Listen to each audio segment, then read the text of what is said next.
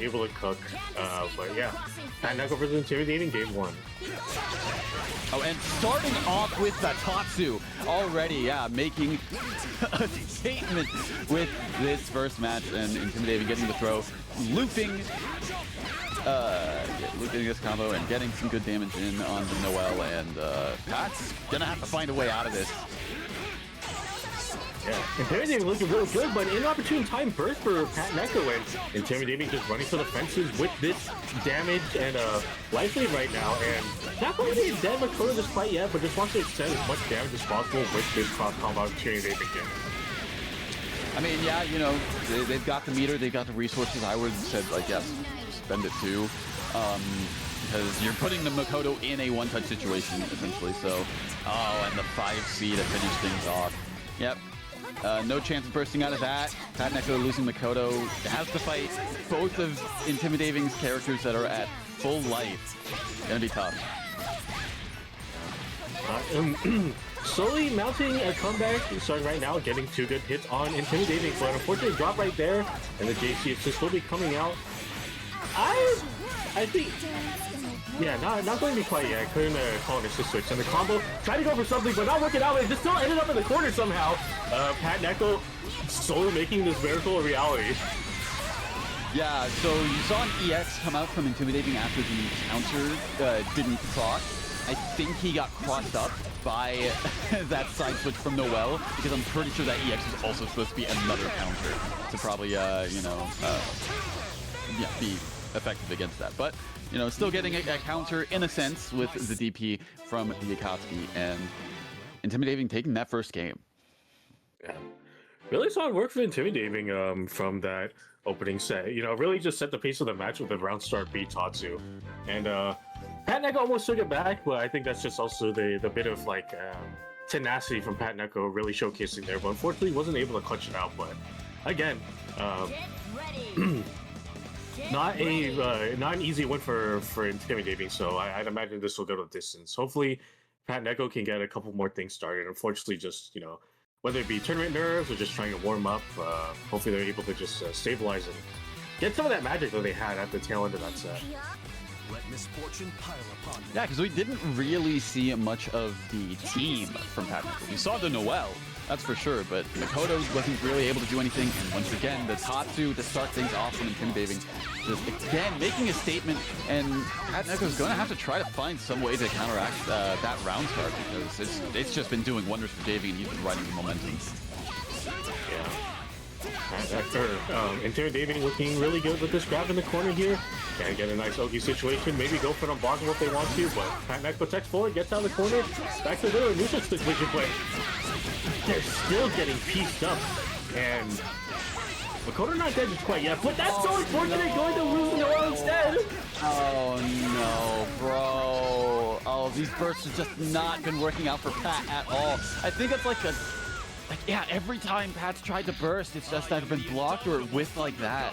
Just so unfortunate. Yeah, not really working out in their favor, and just really Intimidating just ramping up here, just getting really warm and feeling very confident in their play so far. So hopefully PatNeko's not too phased by that. I know these past 2 rounds have just been some some really unfortunate happenings on their end, but you know, if I've seen PatNeko kind of be resilient with some of their play, so hopefully they can make something happen here in this game 3. I mean, hopefully, because this is, you know, this is their winner side life that they're playing with right now. Down 2-0, has to do a reverse sweep to stay in winner side, and hopefully, yeah, they've got something. Oh my god, this B-Tatsu round start from Daving has just been working out so well, dude. PatNeko able to draw some blood here and getting a nice, I believe, 4B, and bringing Intimidating slowly more and more to the corner. Hopefully this is PatNeko's trying to get something started, but just get clipped by that 5B. Fortunately for Pat, the burst actually works out this time. Unfortunately, though, gets caught by the throw after that Tatsu, and once again brought back to the corner. Makoto trying to find some way of, you know, getting things started, but Daving not really letting that opportunity happen. Yeah. Oh no, yeah, this every opportunity, Intimidating has just been beating PatNeko to the punch. Thankfully that burst landed that time, but baits the burst right back, and PatNeko, this is starting to look really good for them. Already breaking 7k with this combo, 7.5k. It's a nice point position. Hopefully they can make something happen here, but the UB5A is going to put a stop to that. I mean, so far this is the best Pat's done with the team, like, still alive. You know, still maintaining a 2v2. Both characters are in the red, but gets the hit on the Yumi. Interesting going for the cross raid there. Yeah, spending that cross gauge and unfortunately not having anything like a burst available to them, so could be risky, but good DP out of that Tatsu. He baited out. He did. Good work. Nice work, and also was able to bait the burst as well, and getting that Yumi out of there, off the solo cross key. Have to be a little careful because this man can pump out a bunch of damage, but just hitting the brakes at the most opportune time. And PatNeko, yeah, doing some excellent work and getting a game on the board. Good stuff, good stuff. You know, hopefully they're not, you know, they're still riding high, but hopefully, again, you know, just you got to keep that momentum. You got to keep it going because you're still down 2-1. You know, if you lose the next game, you're out of winner's side. So keep focused. Don't get too antsy is what I'm trying to say here. Yeah, looking good. Intimidating, kind of thinking about it because, as mentioned before, I think these two players are pretty solidly, in terms of matchup, I feel like they would go the distance, and PatNeko slowly starting to prove that right now, so hopefully they can continue this momentum that they've gotten, because I'd imagine this is a pretty solid conference booster. But Intimidating, well, for both players, they're not going to make it easy for each other to get these wins out, so I'm really happy that we're going beyond the game 3. You wish to defeat me? Then Indeed, yeah, same.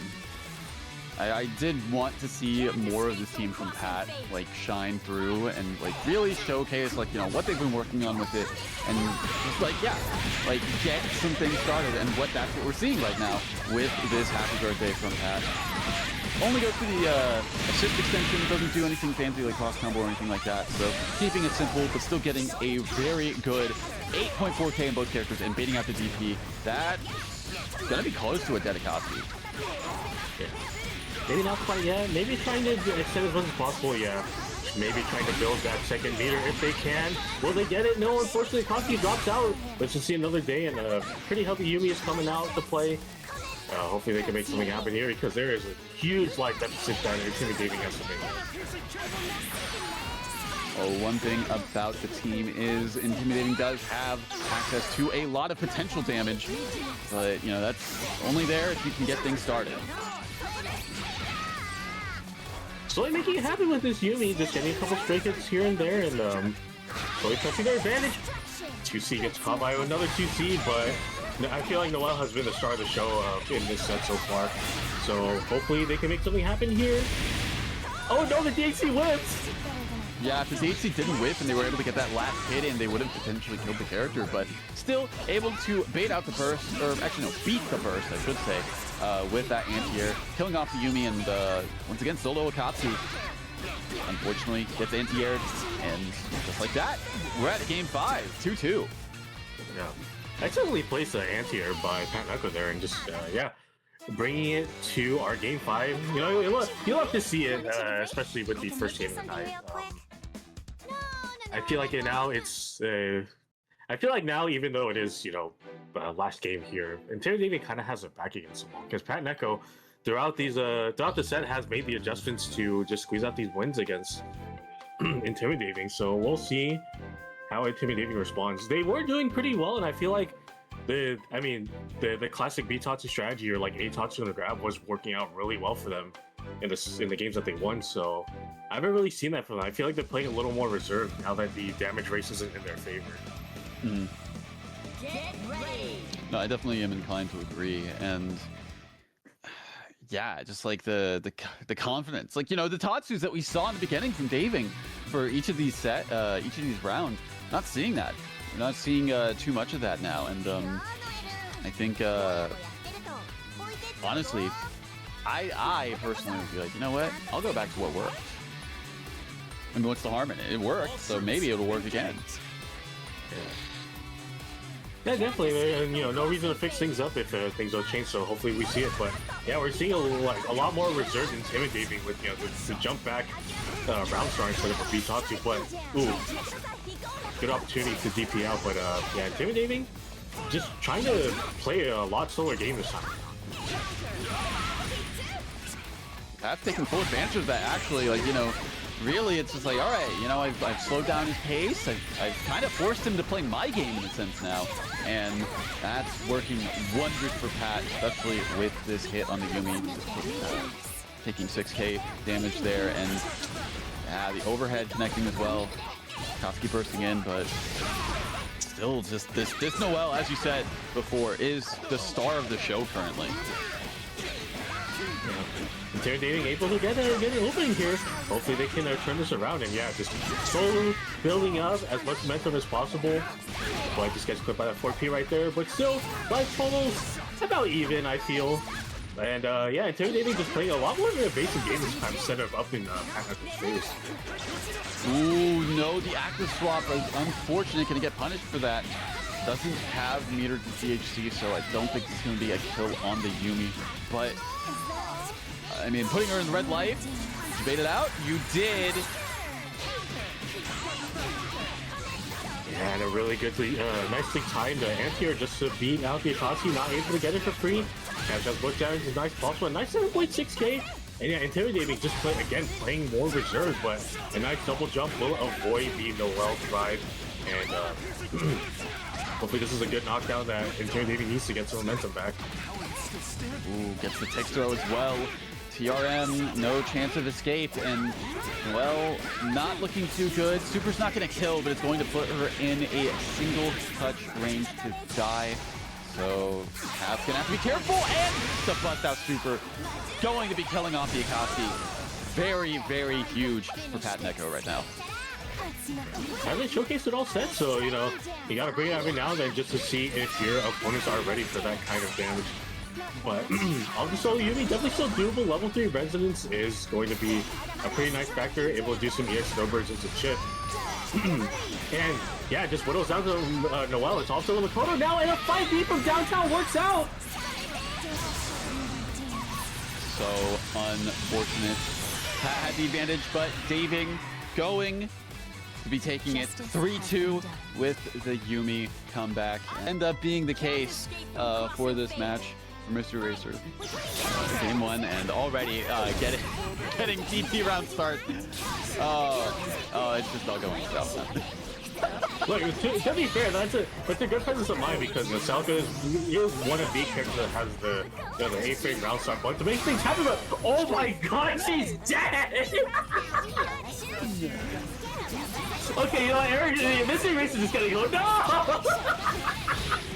Dude, oh my god!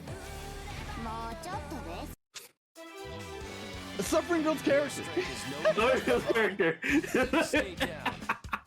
I don't know what else to say to that, bro. She's just evaporated from the fucking match.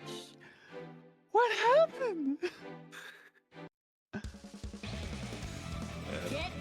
You know, Bumbachunga is the bottle, and Mystery Racer, and that set was the dog, and just instant heart stopper. Insane reference, but I understand. Good God, dude. Oh man. All right, Racer. Don't get too rattled. You know, just keep going for it. Just do your best, man. That's all I can say. Look, it's all like, you know, that's just a little louder sound to fight me. But hey, look, this match is already lasting longer than the last one, so I say that's progress at least. I don't know. We got Labrys and Red Axe. I was scared. I was scared for that freeze frame. I ain't gonna lie. I thought you got hit. Definitely tense up there, but unfortunately the accident hit. Trying to go for a double heal setup, unfortunately a little too far for that to connect. But Mystery Racer slowly trying to make things happen here. Nice 5B, and also punching the burst and trying to maximize as much damage as possible. They're going for super. DHC won't kills, but you know, still spending the meter regardless. Oh, unfortunately, maybe tried to PB in that situation. I'm not sure, but yeah, I think he's getting punished, and I think he's getting punished again. That was a really nice threading the needle right there for that DP punish from far range. But yeah, Mystery Racer looking good, but unfortunately gets clipped to the legs, and yeah, that kind of threw a lot of people off guard. Hopefully Bumbachunga is able to kill that momentum and a nice throw break.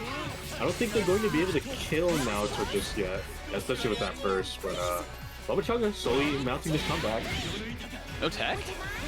I'm surprised. Oh, that was a sneaky little reset right there on the side of Racer. Yeah, going to be using that to their advantage and taking their first win, tying it up 1-1. You know, character was built, and I think they've reached that point in their character arc where, you know, they're making it over the hurdle, right? Yeah, I at least would like to think so. Get ready. Yeah, they definitely, you know, basically if they got a chance to play, it's the only way I could describe it, especially with how the first game went. So hopefully things can go smoother, and yeah, they're doing well so far. 1-1.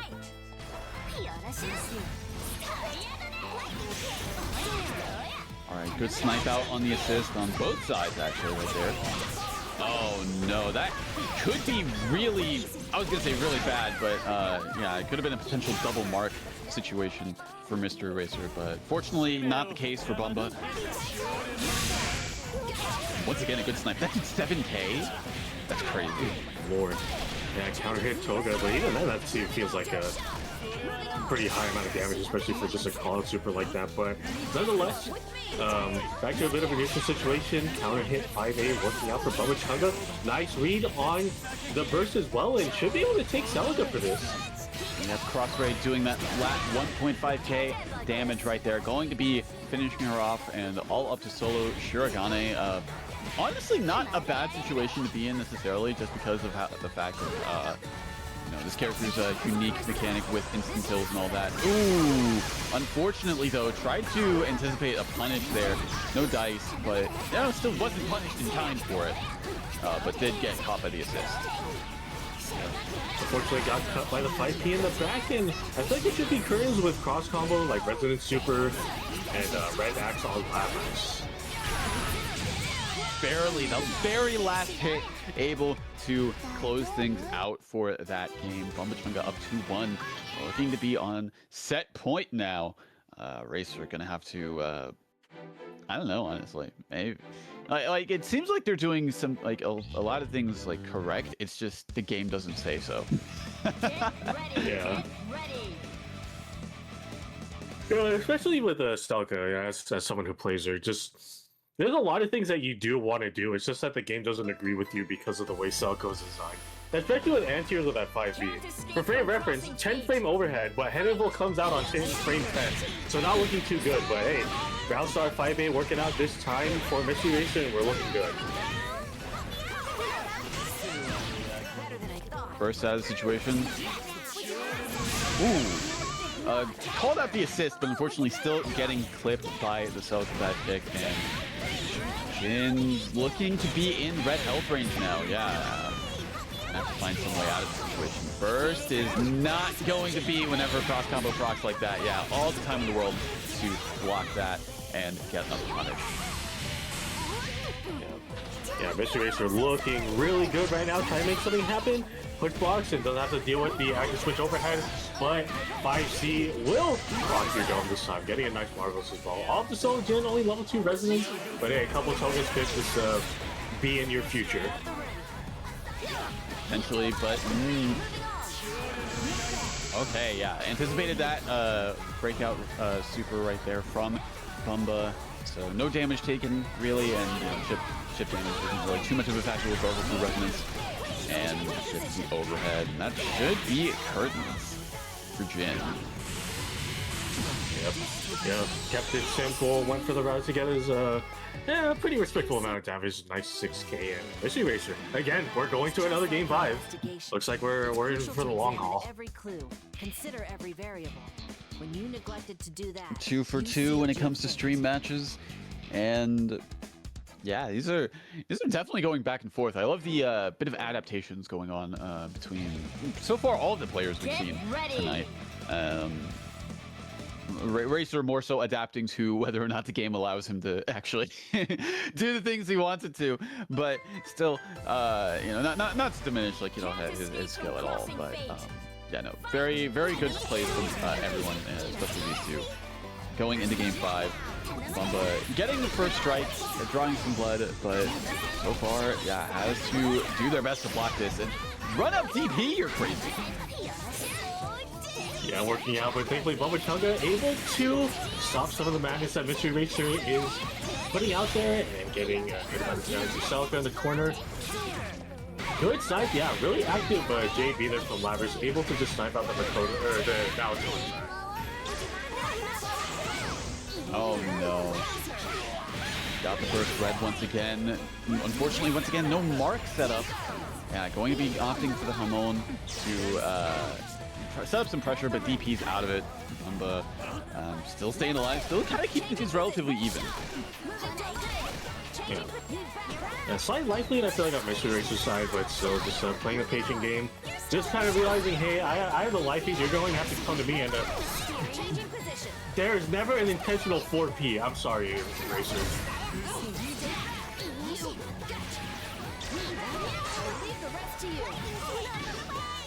So the dive kick and gets the cross up. Ooh, unfortunately, yeah, Burst was not baited this time.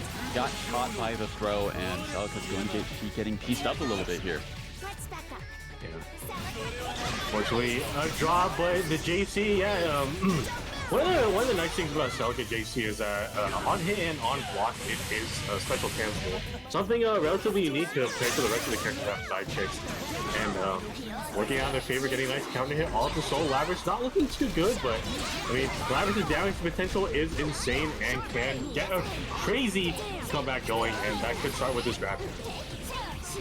He's going to be put into red axe territory with this. It's going to be a lot of damage, just enough once again to kill off the Shirogane. It's now 1v1 and bringing things pretty even. Looking good. Yeah, sometimes, you know, Celica 5B can be nice with hitting behind, but good throw break, and yeah, just really excellent presence of mind to just hit the brake slightly, because one of the nuances in the Labrys vs Celica matchup, funnily enough, is that Labrys does have a 7-frame normal with that 4A, and it will beat Celica on round start and on and after a throw break. So Bumbachunga wasn't prepared for the situation, but they really like playing a kind of a hit and run strategy. You know, go in, get a nice hit, but also just kind of keep that bait and make someone flinch. And Lotad already starting off with some really nice aggression. I do not know what side that you should have blocked on, but looking good so far. But Gex got a nice DP to get stop the pressure for a bit. Very fortunate with these DPs. That's the second one that he's done and has been able to get out of what was going to be looking at like a very threatening sandwich situation for sure. Nice empty jump low from Lotad. Trying to make something happen. I don't imagine they wanted that, but fortunately for them, not punished too hard for it and actually getting really good amount of damage otherwise. Already in the red, probably a one-touch situation from here on out. Indeed. Ooh, I don't know about that DP assist, quite honestly. Maybe that was misinput there. Ooh, that DP, though, unfortunately, will be getting baited out. And with this combo, even if this super doesn't kill, the DHC is definitely going to. Shirogane is down for the count in this round. Nice work for Lotad catching Gex flinching there. On the soul, his armor is definitely still doable, but it's still not looking too good, especially with these opening moments. Getting tossed up there, trying to get as much damage as possible. A little bit of a risky situation, but yeah, just putting the toss right back. Oh no! I feel like Gex could have killed the Weiss right there. Yeah, probably wasn't ready for it because, especially with you know, it's kind of weird getting like having the first hit of like a combo string blocked, but getting the second one to confirm. So, fortunately, wasn't ready for it, and it will cost them dearly as this Weiss will be sealing their fate with game 1. Shall I teach you how to fight? Indeed. Well, you know, Lotad did end up taking the game, but looking at the life totals there, almost got the Weiss taken out. So Gex is putting up a fight. We'll have to see if they're able to close things out, at least on the character, to make it a 1v2 or 1v1 at the very least. Yeah, definitely. I mean, we did see a lot of like signs of promise because from like at least an observation for that first game, it really feels like that Lotad has to keep pressure, especially in combo situations, very tight because Gex is more than willing and honestly showcasing a lot of bravery to just DP out of these situations where they're in a sandwich. What a headache. Going into game number 2. Perhaps we could concoct a low effort. See if these adaptations on both sides, what they result in for this. Can't escape from crossing fate. Yeah, Lotad's definitely got to be careful when setting up sandwiches. Well, honestly, yeah, both of them really, because a lot of these characters actually have like, ways of just getting out with their DPs, either a counter or like a DP that, in Hansuma's case, it's kind of like you have to be really close for it to hit both sides, but still. Changing position. Yeah, And actually, both these characters. Sorry, I was just gonna say both these characters do have access to unblockable setup as well. It's something that I don't think was mentioned earlier. Yeah, I feel like Gex has a lot of win cons going on right now, and getting a nice call on the Akatsuki, Lotad looking really worse for wear in this situation. And again, I feel like this is that hit and run game plan that Gex likes to play going on right now. Just kind of dancing around, trying to make Lotad plays and get to the DP right there. See, this is what I was talking about as well whenever, before the set started, of just like, maybe Gex doesn't really have too many options to really bust out and like get out of situations, but the fact of the matter is you still have to get in, which is definitely something that Lotad was not able to do in that second game. Gex going to be tying things up 1-1, and yeah, just having to navigate both the proverbial and, in a sense, literal minefield that Gex was putting out was definitely a bit of a challenge for Lotad. Yep. Yeah, it's I mean, we're kind of seeing the overall potential of what both these players can do once things work in their favor. Right? Lotad looking to stick with this team. I do feel like they do have a couple of characters in the pocket as well. They do have a really solid Aurier as well. So maybe you'll see that, especially against Hazama. I wouldn't say Hazama's been like a huge problem, but it's still a character that he has to take out. I feel like alongside Weiss's good airborne, maybe Aurier could be an answer to just kind of deal with Hazama in the air. Let us both fight fair.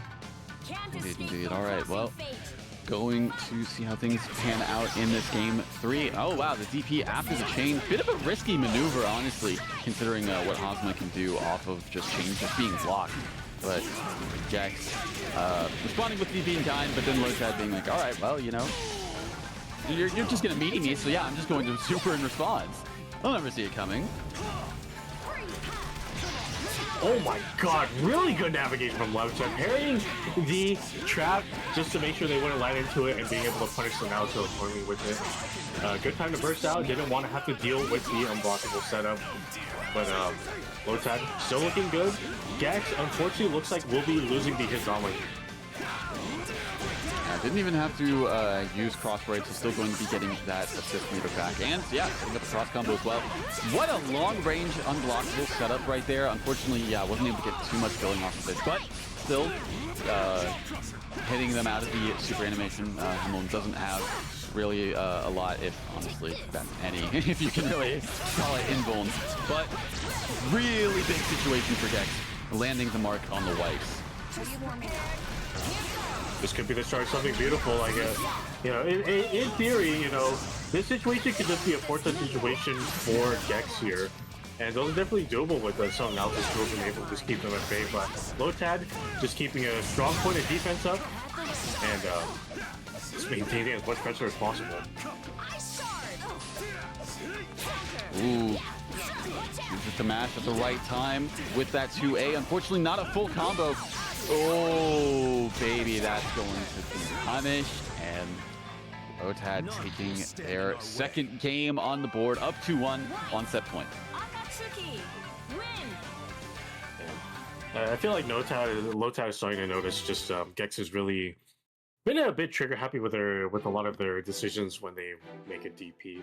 So, or when they want to DP. So hopefully Gex can hit the brakes on that a little bit, just kind of brush up on their defense, and just it's okay to hold down back sometimes in these situations, because I feel like there's been a couple of times, especially in that set, where just Lotad has caught you flinching. What a headache. Is there any easier way to do this? Perhaps we could concoct a low-effort way to defeat them. My name is Waishni. It would do you what? Can't escape from crossing fate. Fight! Oh no. Starting once again with the DP getting punished, and that'll be a good chunk of damage on the Hazama play. Interesting little situation to be in, but a good call out, not allowing the announcer to get some traps going, but good confirmed by Gex, and taking all the way, getting a good amount of damage on the white suit. Ooh, unfortunately, yeah, the super did connect on the Shirogane, but no dive from Hazama, and no punish on the burst either, unfortunately, for Gex. Could have been a potential big turnaround if that was actually able to be done, but not looking too good for Gex's Shirogane at the very least, and also looked at twice. Trying to find a good situation to bring in the Akatsuki, and does, but unfortunately 60 in the back, not ready for it, and yeah, just, I didn't even see that coming, so I don't blame Lotad for going for that, but just get clipped in the legs, and Gex getting a good amount of damage, and yeah, Lotad's a bigger character, but unfortunately, let's still pick the life to die. Surprised they chose to spend the meter purely because, like, yeah, burst wasn't available on the side of Lotad with that DP punish, so maybe keeping things simple probably, but whatever the case may be, Gex going to be taking that round, and once again, man, we're at game 5, 3 for 3.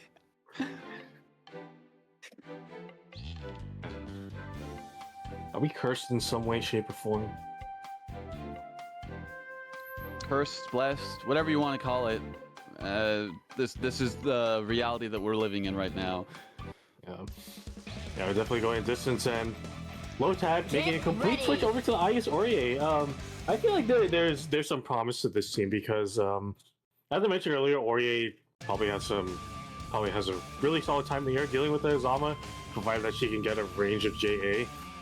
But also on the other hand, we do have the Igus, who has bullets on both the health 5B and 2B, where they can really just call it the airspace that Hazama wants to be in. So Gex, I feel like, is going to have a bit of a mission ahead of them with just navigating around bullets. It's not to say that Lotad's previous team didn't have damage on Gex, but you gotta be aware of how much Igus can put out. Wow! Tried to bait out the throw, but Hazama's his dash before the throw actually propelled him far enough forward to catch the air dash backwards, and just running away with the momentum from that as well. Takes some really good damage on the board, and this is Hazama definitely a fan on Gex's side. The character basically that I've known him for, but yeah, Lotad looking a little worse for wear. Aurier might be going down here, thankfully able to stay alive, but still a scary situation to be in nonetheless.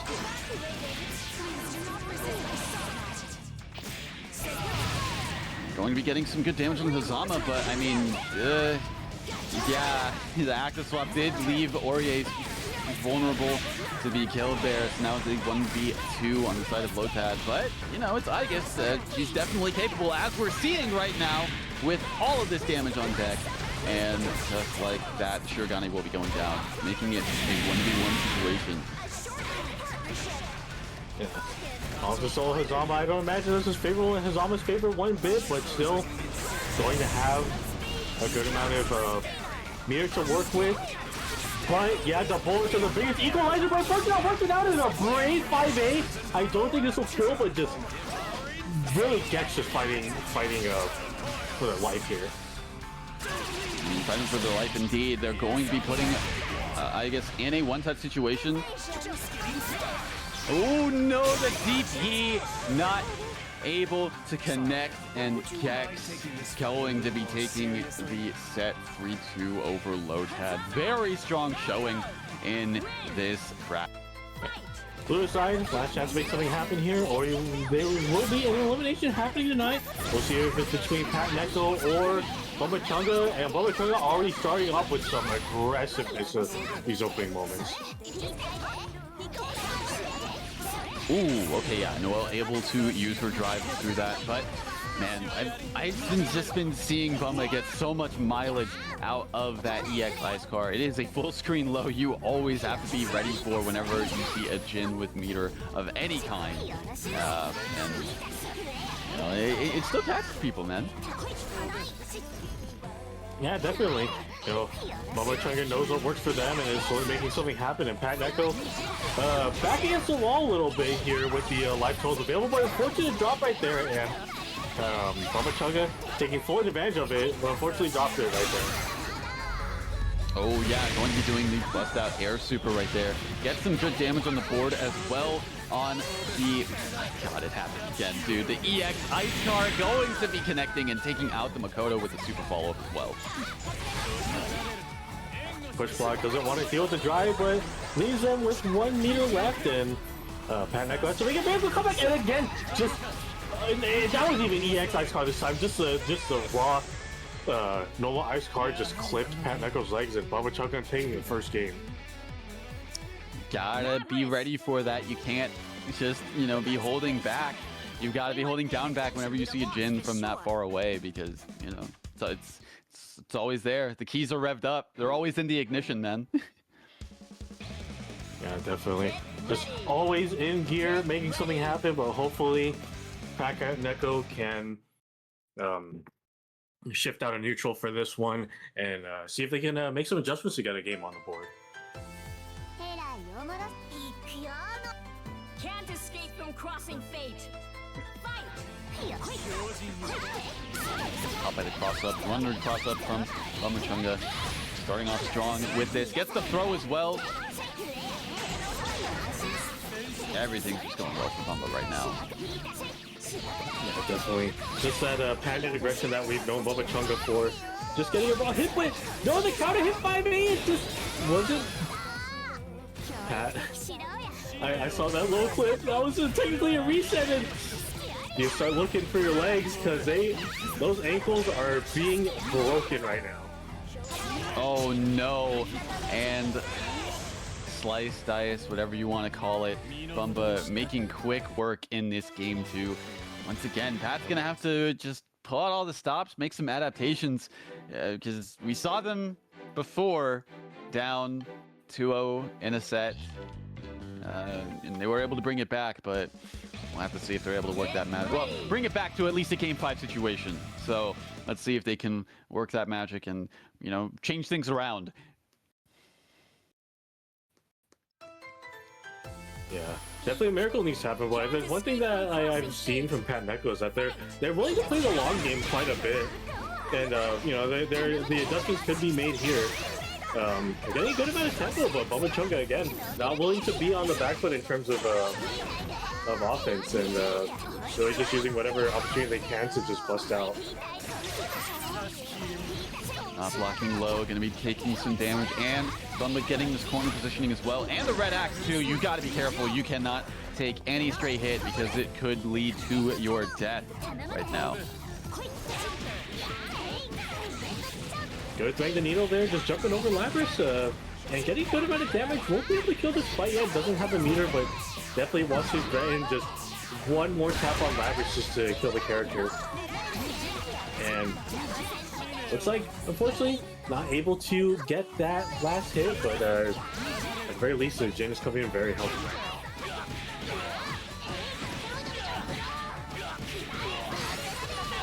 Going for the cross raid, just getting some damage and getting the character swap out into the healthier character, but Bumba looking to make that not the case here in a moment, with once again the push block not saving you from the ice car coming towards you, but responding in kind with the drive.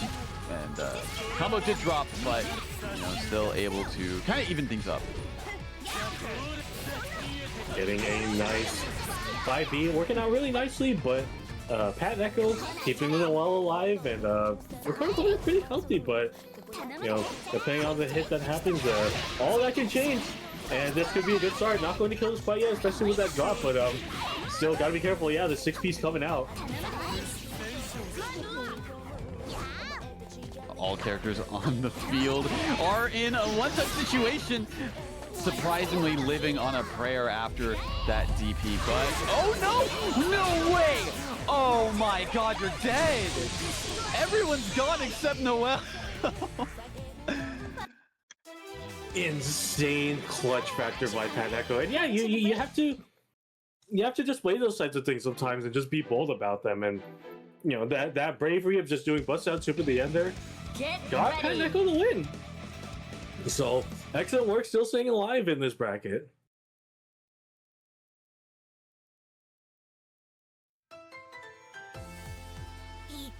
And I gotta say, the timing of that DHC was very pivotal too, just because, you know, we saw Makoto go down. We saw, like, you know, she definitely got hit, but it seems like Pat activated the DHC, like, essentially almost the same frame that happened in order to get the hit and get the kill.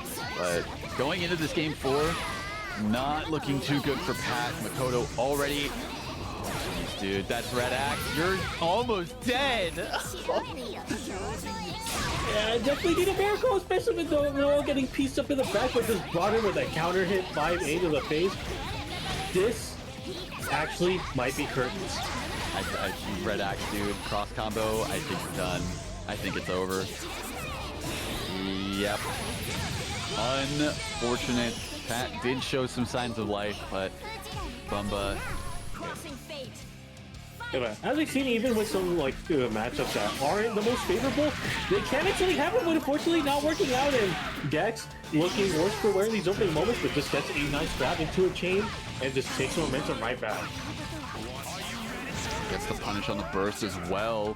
Oh, but no full combo after the super. Yeah, could have been a lot more damage on the table potentially, but you know, has to settle with only 6K. Only about 6K damage. Still has the lead, still has the life total, and I was gonna say could probably like force Monkey Smile to Italian to approach them, but considering the team, maybe not. But nonetheless, able to kill off the Mutaba and looking really solid for Gex right now. Trying to go for the command ground, unfortunately not working out, and Monkey just catching as much as possible, and the chip damage is piling up, so this is working out pretty nicely.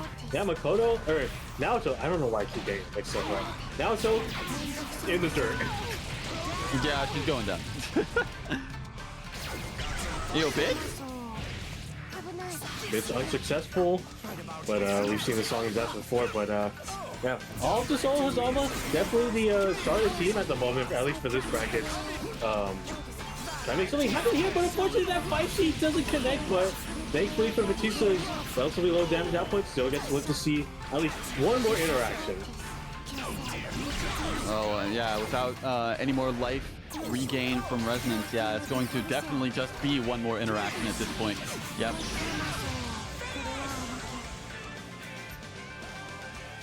Really good threading the needle there, especially, you know, that was the solo Batista comeback as well. So I'd imagine, especially with Batista, doesn't really have a lot of doesn't have the best tools to open some people up. I feel like maybe the quote-unquote best tool she might have is just clipping some of the JC, but even then I feel like it's on the slower end. She's more suited to play the zoner matchup, or suited to playing at a distance, and even Resonance still a threat, just able to chip you down. And as we saw with especially that Naoto, just Monkey brought the Monkey brought Naoto down to like a one-touch situation, was able to just gather as much momentum as possible from there on out. Mm-hmm. Absolutely.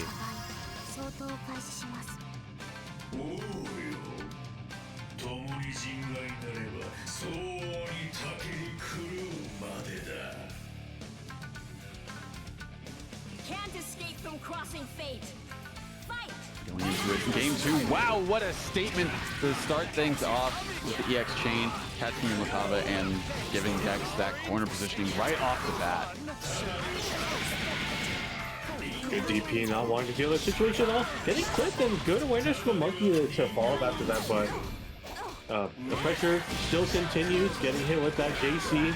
And Monkey looking pretty good. Unfortunate drop right there, but still trying to maintain some tempo here.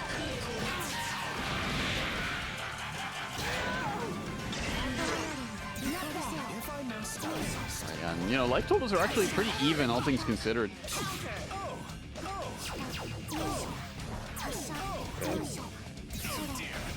Gex slowly trying to navigate around this minefield, but Monkey choosing an opportunity to go in. Unfortunately, that whiff, and Gex will be getting punished for it. Monkey taking this Hazama to the corner. Oh, gonna be getting the overheads as well. Hazama in the red, and breakout super not quite working out as well as Gex probably would have hoped. Oh, that's gonna lead to death, yeah. Going for the beam into the assist. Active swap not working out for Monkey there. Yeah, a little too far for that to connect it. Unfortunately, happy birthday all up to Solo Batista once again. Gex only on level 1 residence, Monkey on level 4, so not going to be as good as they'd like it to be, but not working out. Throw beam works out, but unfortunately a little too far for that to connect. And yeah, because of level 4 resonance, you have to worry about all the chip damage you're taking from these block projectiles. And even with her low damage output, was able to get the hit and the kill on the Hazama. Once again, Monkey going up 2-0 in the set, on set point.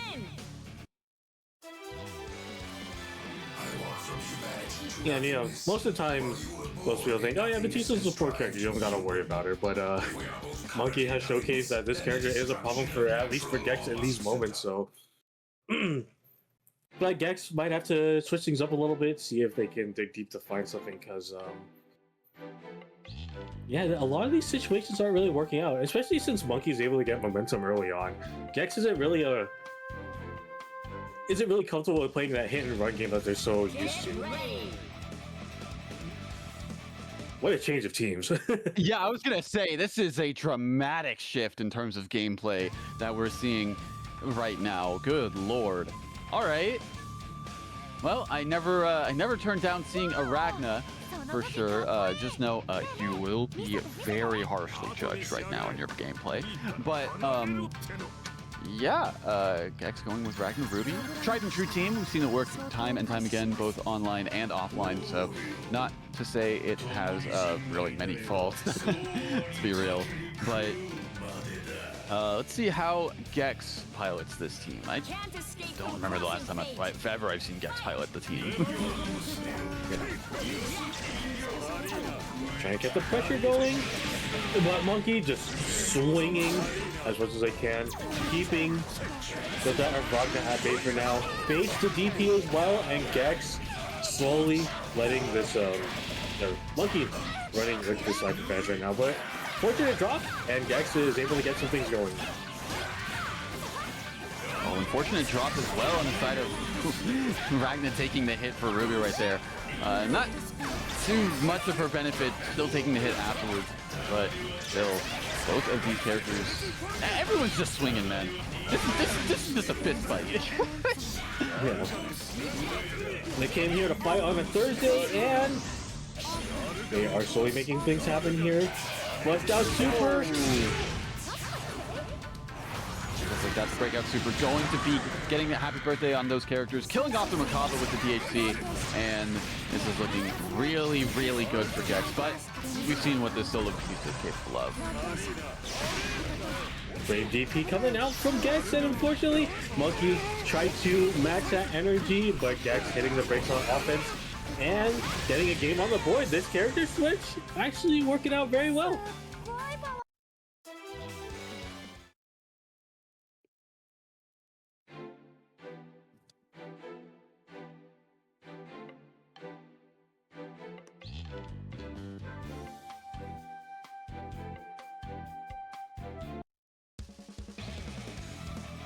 All right, and Monkey going with a character swap of their own. Not a full team, only the Carmine, but still, I mean, trading one uni character for another and arguably going up in terms of team selection at this point, so.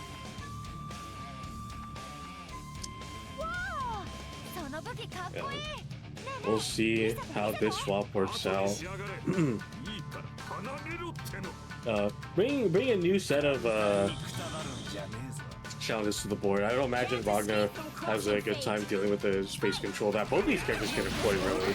So we'll see if Gex is ready for it, but already looking good.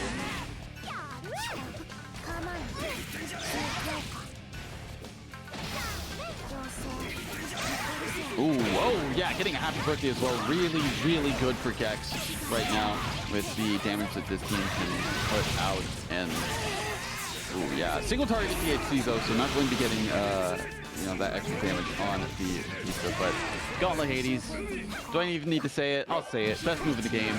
And Gex just running away with this lead. Unfortunately, not able to kill the pizza, but this is so rough for Monkey to come back from, yeah. Yeah. Unfortunately, not working out, and Gex another game 5, dude. It just keeps happening, man. We're stuck in the cycle.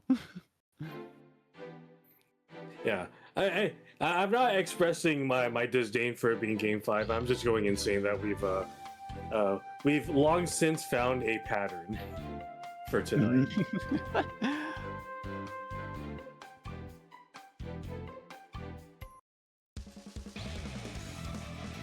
What? Looks like Monkey's sticking with it. Doesn't want to go to their main team. Interestingly enough, they have messed with this team quite a bit as of late. So I'd imagine they want to just really try and go through the growing pains with this team and bring it to fruition.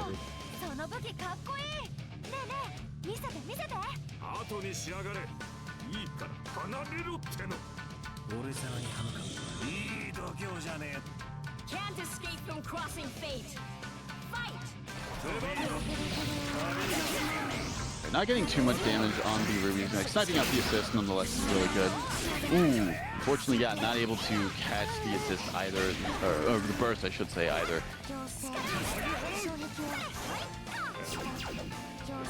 Not looking too good. Monkey. Sometimes makes something happen, but going back to playing the Zona game, just get that space control, not let either character really get a chance to go in and do things. But counter hit, 5-8. Will be looking nice for the Batista, and Ragnar is getting a good chunk of damage. With the enter jump low, going to be putting some more damage there. Had the burst in to save Ragnar from taking too much. What a 2C there to catch that gun blast forward, and both of Gex's characters looking pretty worse for wear, all things considered.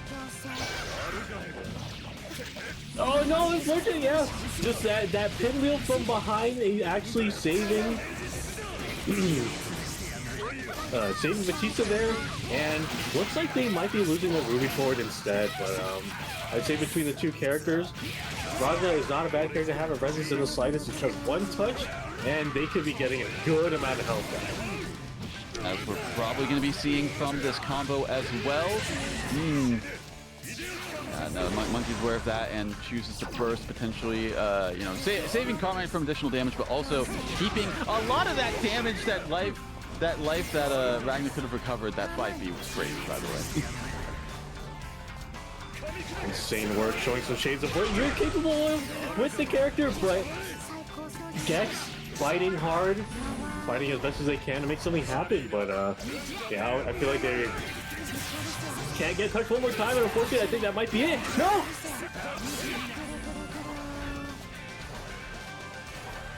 This could honestly go either way. Ragnar's comeback potential, even without resonance, is definitely something to be feared, but the super, the raw super, not worth. Escape from crossing fate. Fight!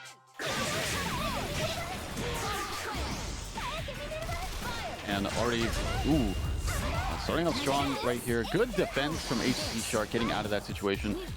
Having to spend a meter to push block, but still definitely worth it to keep from taking more damage from that. And Just keeping the full screen pressure going. Down a good place to get out, and yeah, S is going to be getting some good damage on the board. Yeah, I feel like it might be a little bit double-edged sword. HCShark really likes his team, but also there's also on the other side where Mystery Racer knows like a good amount of ins and outs with Celica play. Oh no!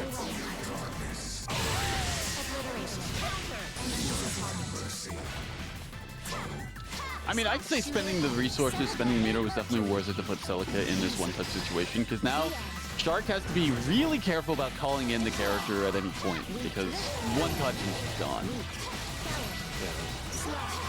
I think he might be able to kill Suzuno here. No, not quite yet. Suzuno 18k character, so a big boy, but just gets the cat scratch to the chest, all up to soul now. So now.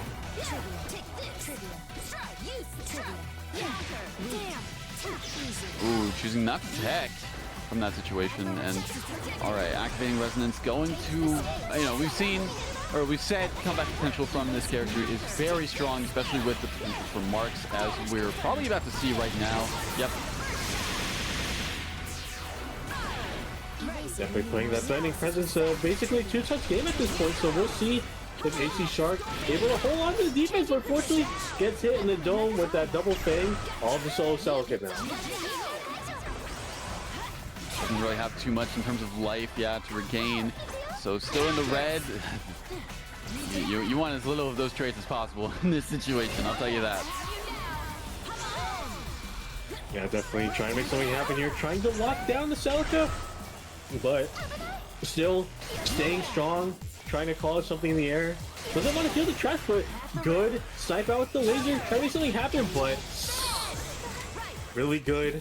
Nerves of steel for Mystery Racer, threading the needle with that 2B and getting the first game.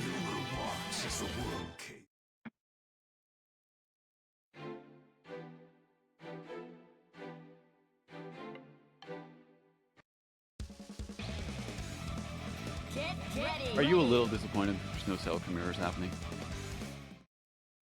I hate you, Eric. No. That's crazy. But hey, you know, it's Celica mirrors are funny. I don't know why you're not running it, man. Look, you better do better do the Y out on round start. Okay, thanks.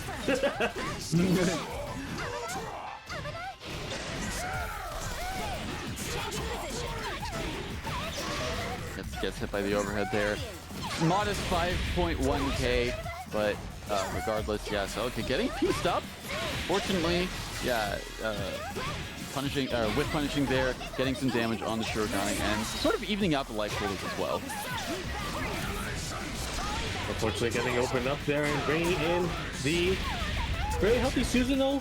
Celica not even looking too good, and oh gosh, it's so egregious that 4P. For some reason, it has a slight vacuum effect, so it, you know, but any team that able to steal corner with it.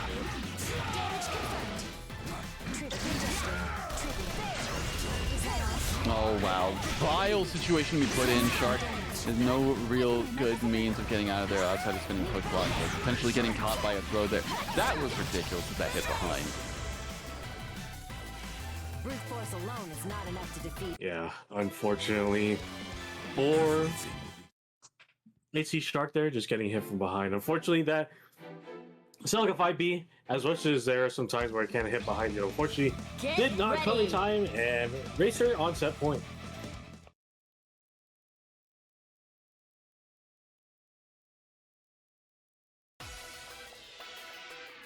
So, hopefully they can make something happen here. This is the last chance. They're still on the winner's side of the bracket, so no pressure. But hey, I'd imagine for any tournament goal, you want to stay on the winner's side as much as possible.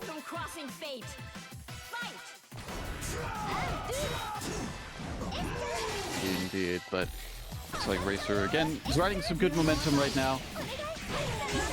But Shark able to draw first blood, and yeah, I guess some solid positioning as well.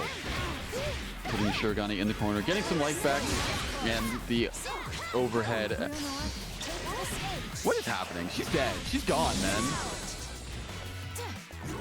HCShark cooking really well, using that JB really nicely. And Mission Racer looking worse for wear. HCShark's character's barely even touched. And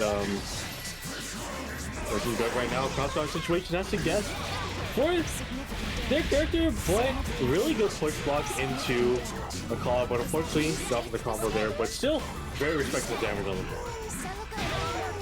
Ooh, the trade working out in HCShark's favor. Going to be once again getting some good damage on the Susanoo. One touch situation potentially as well with the resources they have on deck. No full combo, could have definitely killed there. And this is, ooh, you don't want to give Susanoo a chance. Not with the damage output that he has.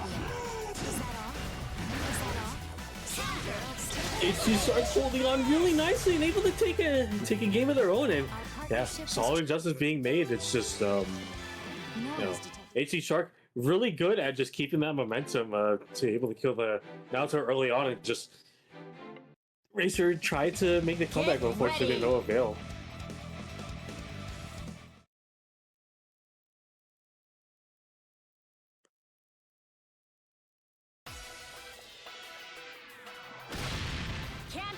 You know, if Shark wins this one, we're going to see another Game 5.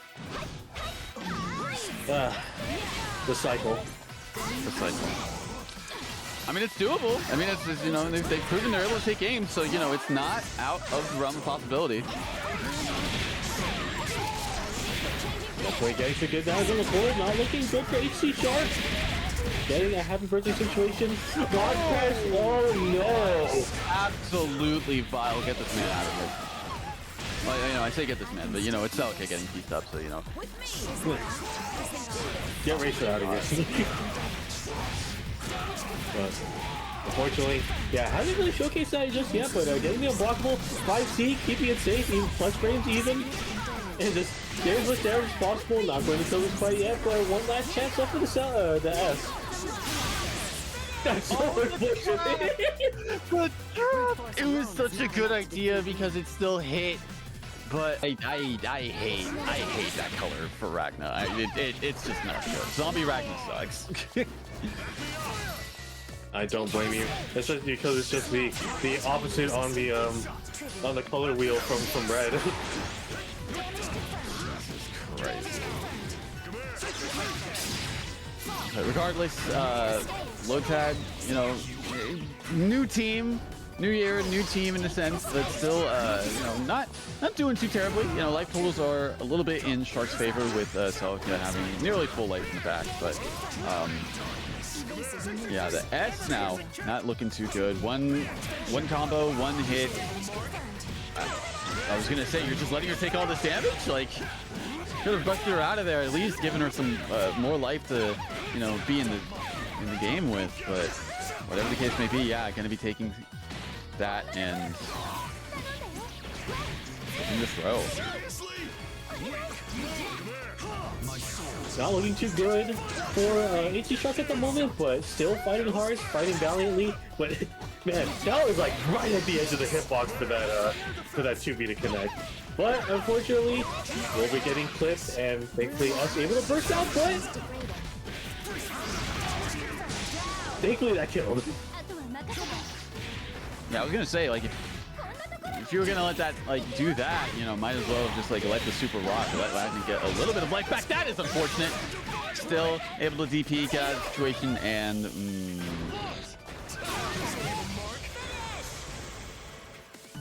unfortunate. Yeah. It's so Ruby super, but you know, if someone's not prepared for it, you can get out of dodge. But unfortunately, Lotad definitely prepared for the situation and just was able to clutch something out there.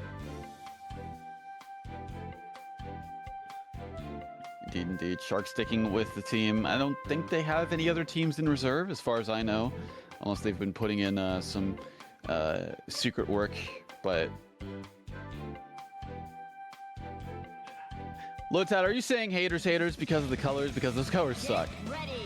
Well, for Ragna specifically, Akatsuki, I don't really care about his, but that color for Ragna, objectively, worst one that he has. Look, you're the representative of Ragna for You're one of the main representatives of Ragna in the scene overall, so I feel like your work can be gospel for opinions on color palettes. I'm what? Okay, I'm not. Alright, Lotad, whatever. Going into game 2. Good lord. Hitting that's crazy, by the way. Alright. Shark putting in some good work. Unfortunately, getting DP'd from that defensive cross-up that they had going there. But nonetheless, I was gonna say looking really good for them, but yeah, getting a little bit pieced up, and leg holders are slowly but surely getting more and more even. Lotad getting his hits. Oh my god, what a trade! Yeah. And hey, look, this time Lotad changed the color palette, so now it's his color uniform at the very least, and it's working out for them pretty well so far. Getting a nice grab on Celta in the corner, and what the hell is going on? Yeah, so late hit sometimes with what was that, DC? Late hit sometimes with Hell's Bang assist can send them the opposite direction. It's really funny when everyone can get that to work. But nonetheless, Ragnar's dead for that block DP, and solo Akatsuki. That's all that's left. The rest level 4 though, so has some really good comeback potential if they're able to get their out of the situation. Oh, unfortunately, a little too much dip on the chip, and all that health you just got back just got invalidated, and you will be losing South. About even life totals on both sides, level 4 residents versus level 2, but still, nonetheless, I feel like Akatsuki wins over on the damage recently. Honestly, I feel like if they get enough meter during residents, they could probably turn into a one-touch situation. I mean, Akatsuki combos are pretty extended, so could potentially see an Astral on deck if they so choose, but doesn't look like anybody wants to spend that resonance activation at any point right now. Both of them playing really patiently with it, and also playing the full screen game at this point. It is a projectile war. Good swat in the air with that JA, and yeah, Lotad, slight health disadvantage against the Shark, and able to dead the needle. Looks like they caught the like a little bit of landing recovery right there, and brings the life total in their favor, getting that damage back. Both heals probably residents wants to get as much health back, but HCShark in one-touch situation. Oh no. Okay.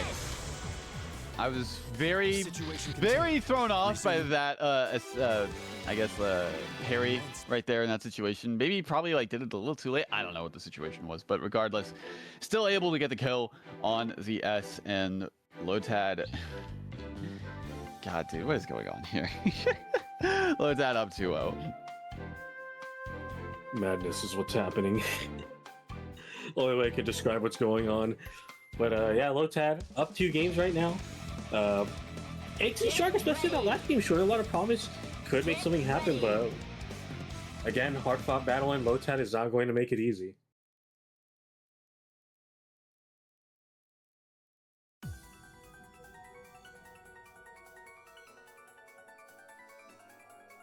I'm warning you, I don't know how to go easy. I'm counting on it. Charge! Can't escape from crossing fate. Fight! We'll see what Lotad can bring to the table, and oh my god. What a start with that blood scythe, or air blood scythe, I guess, to kick things off. And Celica is already almost in the red. That's like less than 15 seconds have passed in game, and yeah, has the burst, get her out of there.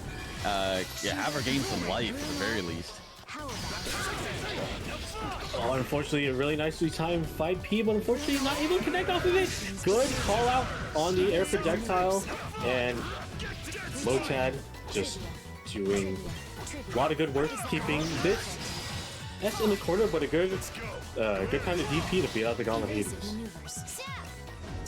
Runs right under the S, didn't attack, didn't do anything crazy like anti-air or anything like that, so just kind of resetting the situation, and forcing a super. I was expecting like just a block, honestly, just catch some flinching, but you know, still looking pretty solidly in their favor, especially with that DP on the burst. And one touch for both of HCShark's characters.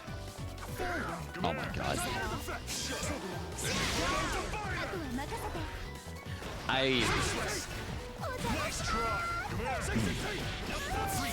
don't know what I'm looking at, I'll tell you that, man. That's not how you really feel.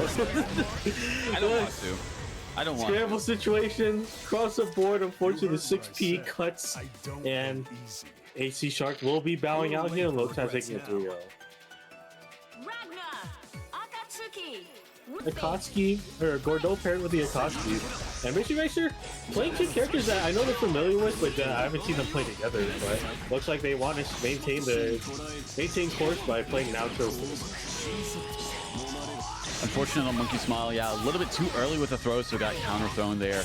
And yeah, gonna be taking some damage on the Akatsuki, but you know, so far, you know, this is a character that Monkey Smile is very familiar with. The Gordo coming in and putting in some work on this set as well. Looking good so far. Mr. Racer hasn't missed a beat with this Naoto, and Gordo already has a mark on them. This isn't looking too good for them, but good defense by Racer, and able to get out of the situation and punish the Akatsuki accordingly, getting some good damage on the board too. Akatsuki is in one-touch situation, and yeah, has to get him out of there just to preserve the 2v2, but unfortunately gets caught. Gordo did have the mark, so is going to be instantly killed by that super. What a jab out of the air right there. Really brave stuff by Monkey, but still trying to make something happen here with the solo Akatsuki, but just gets caught by the trap. But oh my god, was that just like a TK toss? It's like jumping air toss to or something? Really solid navigation, if anything.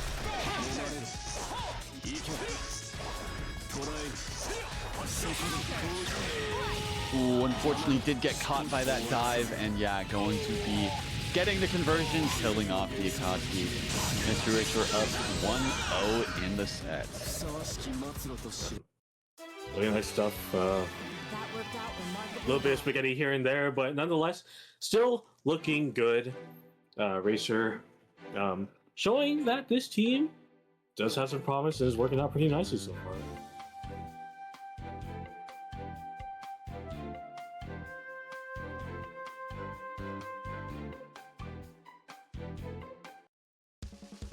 Get ready!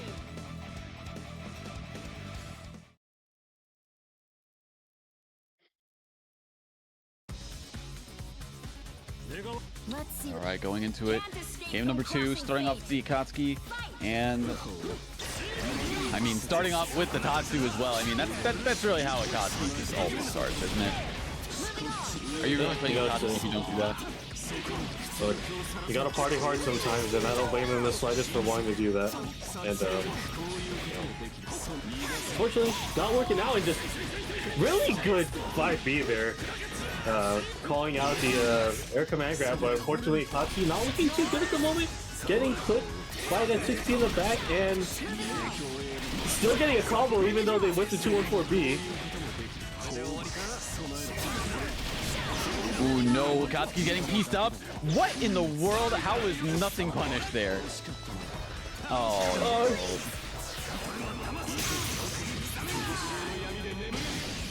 Oh my god! I don't know what's going on anymore. Somebody stop this madness. The fact that that clashed the way it did looked really stupid, I'm not gonna lie. One of the goofiest things that has happened in the game that we call BB Tag, but still all up to solo Naoto. But on the other hand, Monkey's characters are hurting quite a bit. And unfortunately, in this time, he talks to, and does Monkey have enough to close this out? Unfortunately, no, they're going to get fight because 5B sucks. I gotta ask, did Monkey forget that he killed the character? Did he try to bait a burst? That worked out remarkably. it could have just been a weird misinput because I know Monkey does have some pretty nice routes for it. Maybe right there is opportune time to go for some of their IAD routes, but just maybe didn't get the air dash or the button afterward. Hmm. Get ready. Get ready.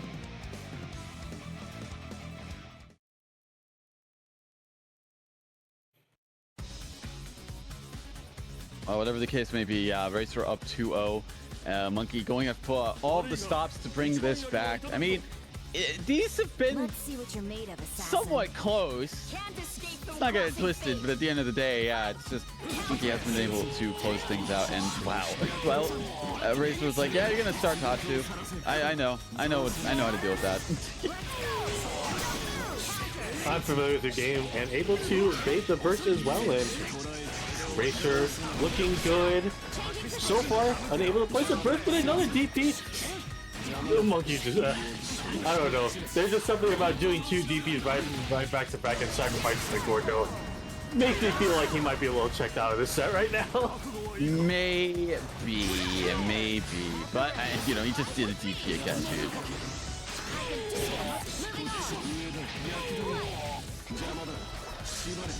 Fortunately, set 5B not cooperating, but a good confirm off of the counter hit. JA trying to make something happen here, but unfortunately, a Tatsu whips. Racer punishes, and I'd imagine they want to say what's possible, hopefully to try and get the damage to kill.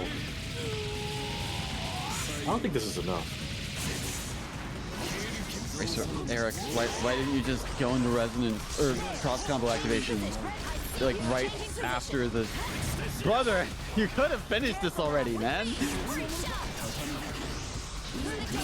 Wants to extend the life of Monkey a little bit, but a Tatsu. Yeah, so I understand what they're. Oh, jeez. All right, yeah, and Lotad gonna be rocking the Aurier Weiss as well. Team we didn't see from them before in the previous set, but a team that they're pretty proficient with from what I've seen in the past.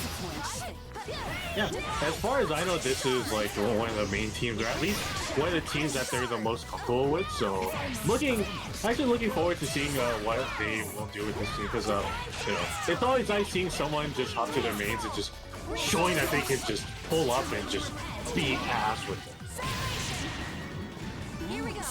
I mean, so far that is definitely looking like the case. I mean, Hazama has not really gotten too much of a chance to play. You've got to get this character out of here, man. Like, he is on death's door.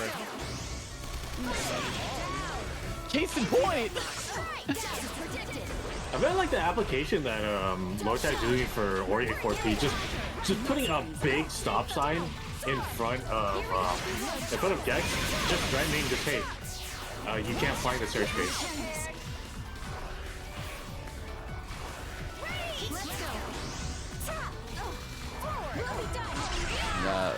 Gex able to get the mark on the Aurier with that super earlier. So Lotad has to be a little bit careful with how they play the Aurier, at least, just because one confirm is all that it's going to take for Aurier to be out of the picture. But so far it's looking to be almost a similar case for the White as well. Ooh. Thankfully, blocked it out and just extending as much as possible, and Lotad taking the first game on the board. The secret to victory is justice and nobility and teamwork, maybe. Definitely already a Aurier. no, not already a tournament. It did go to game 5 between Gex and Lotad, so solid start for Lotad at the very least right now. We'll have to see how the rest of the set plays out. You know, could be a potential game 5 once again, or it could be Gex having to familiarize themselves with this team that Lotad's rocking. Yeah, it's definitely a whole different ballpark being able to play, or just playing a team that you're most comfortable with, and also fighting against it, because there's just so many, especially with the Mortari you have BB Tech, there's just so many things, there's just so much nuance on how you want to operate your team and how, unique it is to you, to where you can catch a lot of people off guard with some of the more, I can't call this team unorthodox, because people like Lotad and Hashimo have shown this team to be you know, Oh, I'm honored. pretty threatening. Let's Two keep characters you wouldn't really what expect. they deserve. I would say they're probably like characters that you wouldn't expect to see often, let alone together. there But any you know, easier way to both do of those this? players have made it work. Indeed, for sure. Perhaps we could concoct a low-effort way to defeat them. Can't escape from crossing fate. All right, and going into game 2, what's the round start going to be? Once again, having to block initially and got caught by the side swap reset as well. Changing position. Trying to make something happen here, and Hazama looking a little worse for wear, but just gets blocked in the dome. But a good DP will get them off for a little bit in a cross combo, and any cross up as well. Lotad bringing in the very healthy Ori right now. Stand up. Yep, I mean, just asserting dominance, like literally just charged 5 in that situation then. Unfortunately, a little too far for that to connect, but Lotad playing a little bit of a zoning game of their own. Bring it back into Hazama, healthier character. Getting crossed up, getting that nice 6P to cover the ground below them, and Gex getting their turn to get things started. Oh, tried to anticipate a burst right there, but no dice. And just like that, yeah, losing a bit of the combo advantage they had.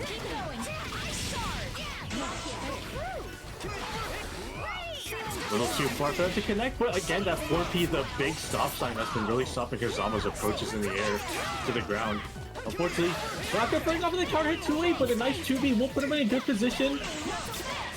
Gotta choose a character, and going to choose an Alto. I don't know about that decision, honestly. Like, you know, choosing Hazama over Shirogane, but you know what? Maybe, I was gonna say maybe I'm in the wrong here with how things were going, but the drop, unfortunately, spelling doom for the Hazama. Could have made it a 1v1 at the very least, but unfortunately not how things have turned out. And Lotad up 2-0. Gex, yeah, on the ropes, looking to be eliminated in this run back. Yeah. Looking good for Lotad so far, and again, it's just there's a lot of things that Lotad is just showcasing their full proficiency with, regardless of the matchup. You know, especially with whenever Hazama's in the air and putting out the chains, there's always that Ori 4P to just be there and tell Gex, hey, stop it. You're not allowed to approach like that. So hopefully they can make something happen. But we'll see. See if Gex is able to make the adjustments. Maybe switch off to another team. But we'll see what they decide to cook.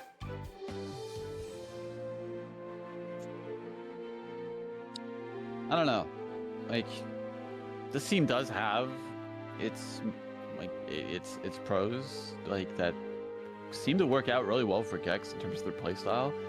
But also, like, the Ragnar Ruby was definitely putting in work whenever we saw it as well. So, you know, either way, I don't necessarily think either option's a bad option. Get ready. And it looks like your speculation will come into fruition, and this is a team that Gex is going to ride or die with in this side of the bracket. All right, let's see how it works out for them. Weiss, it seems we are wanted. Oh, I'm honored. Yeah, Ragnar doesn't necessarily win this round start interaction. So gotta be aware of that potential factor in this and, you know, play accordingly. Case in point. An opportune time to burst, and the Ruby will be getting pieced up. Lotad looking good in these opening moments. Looks like they maybe trying to read, or maybe trying to go for an upback, but Lotad looking super good in these in this game 3. Yeah, unfortunately the super not quite working out. Maybe if they went for the other one would have connected, but nonetheless going to be getting caught low by this Ragnar. What a drop from Gex. Unfortunate. I mean, lost damage, but also lost Oki situation as well. So has to suffer the consequences of that, of which not too much, but still. Still looking good. Gex still has a lot of the match to try and cover, but that DP will connect. Really scary situation to be in because of the cross combo activated, but Lotad still looking good. Going for a throw bait. J2148. Just keep going for it.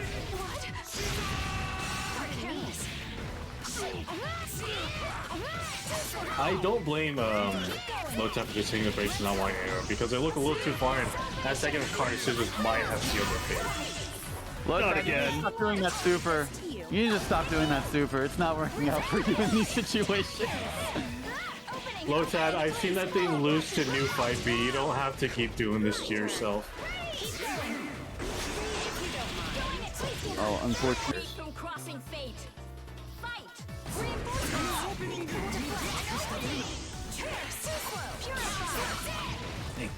But downtown, that J214 is still connected. From downtown, man. That low goes so far. Oh, wow. All right. Unfortunate DP whiff on Monkey Smile's side. Fortunately, yeah, it doesn't have full resources on Lotad then, but oh my god, it's okay. And everything's just not working out for Monkey to try and get out of these situations. The burst, the DPs, it's just not going in their favor. Yeah, trying to make something happen, but getting clipped. Unfortunately, the HCShark not connecting, but that counter hit 2B working out pretty nicely, but unfortunately not able to get a full confirm off of it. But this is Monkey Smile's turn to get things started.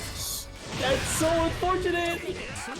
No, the 2B, a lot of recovery time on that, so yeah, I got whiff punished, and just like that, it is up to Solo Susanoo. Not a character, like, you know, has a little bit of, I guess, a quote-unquote easier time doing that with his damage output, but unfortunately, it is looking worse and worse with each hit Monkey Smile taking. Things aren't looking too good. They're able to swat out the glitch before it comes out. But nonetheless, Monkey still has a pretty tall column out. Not a climb, but slowly making their way up. But unfortunately gets clipped by that EX Divine Thrust, and Monkey taking the first game. The secret to victory.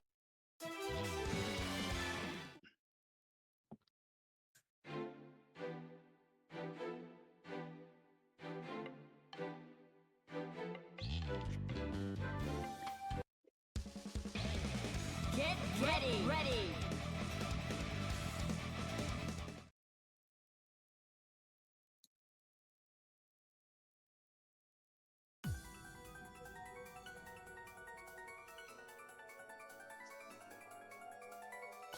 Weiss, it seems we are wanted. Yeah, just Oh, like I'm honored. with how Let's things were treat them with going, the especially in the respect they beginning for Monkey deserve. Smile, it was just, oh, it was looking very Lotad favored. Monkey was able to kind of like bring things back to a somewhat close situation, but the fact that Lotad was just on point with calling out both the DPs and the burst out Can't escape from crossing just fate. was, yeah, it was rough. So hopefully Monkey has a little bit of a better time. I mean, evidently already working out better with that burst actually connecting. Yeah, definitely. Monkey Smile looking good. Trying to make something happen here. Unfortunately, that fighting gets called out, but just that DP working out. Oh no, Monkey might be starting to party with that one. Oh, almost caught the DP. That could have been really bad for Aurier right there. I'll tell you what. Thankfully, able to get out alive, bringing in the Weiss pretty healthy right now as well. Gordo not looking too good. Has to deal with this pressure. Unfortunately, not hitting anything with the first part of DP, but a wake up 2B working out. Oh god. Well, that's definitely the Aurier head at the very least. And Weiss, not looking too healthy herself, is just about half, maybe a little bit less. But all it's going to take is just one solid gut punch from Susanoo to finish things off with the reverse hit. 2B was crazy. Counter hit HC with the grip working out. Oh no, not again. Yeah, gotta be ready for the cross up. But one such situation. Oh my god. Dude, why do you... Dude, okay, seriously, Lotad, tire that super. Get it out of here. Oh my god!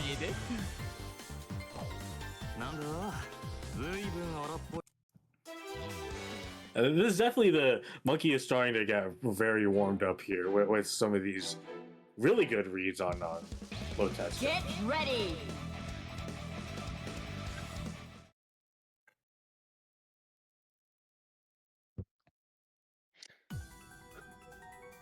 Lotad, you just can't use that super anymore. I'm sorry. Like that's like 3 times we've seen it just completely fumble the bag. It seems we are wanted.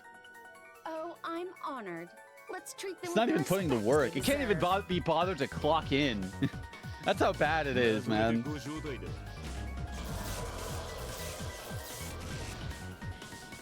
Can't escape from crossing fate. I got nothing. Game 3. Oh no, that's not a good start for Monkey as a happy birthday. Thankfully, in terms of damage output, Weiss is by no means one of the most friendly characters, but nonetheless, it's still very much just slowly getting out of hand here with Gordo already in the round.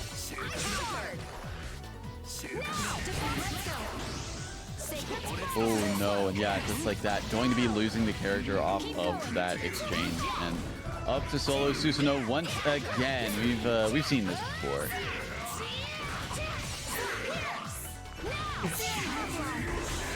Definitely still doable, but not with that Wake Up Super. Okay.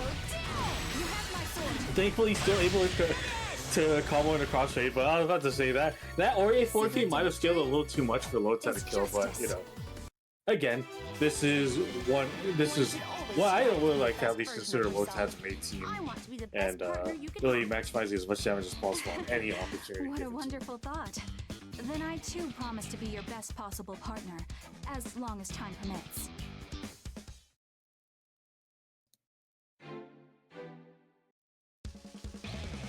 Get ready. Right, game 4. I mean, that really looked, that previous game really looked like how game 1 was, quite honestly, with how much like Lotad was able to just call out all of Monkey's, you know, reversal options in pressure situations. It was very reminiscent of the first game we saw. So once again, hopefully that doesn't happen again for Monkey. But we'll have to see how things play out in this 4th game between them. And again, winner of this moves on to play against Mystery Racers. So Monkey Smile is looking for the run back, potentially. Can't escape from crossing fate. Definitely pretty hungry for it. We'll see if Monkey can make something happen. Last chance to make something. Last chance to get some W's on the board, and they're looking pretty good they're looking on the way to make that happen.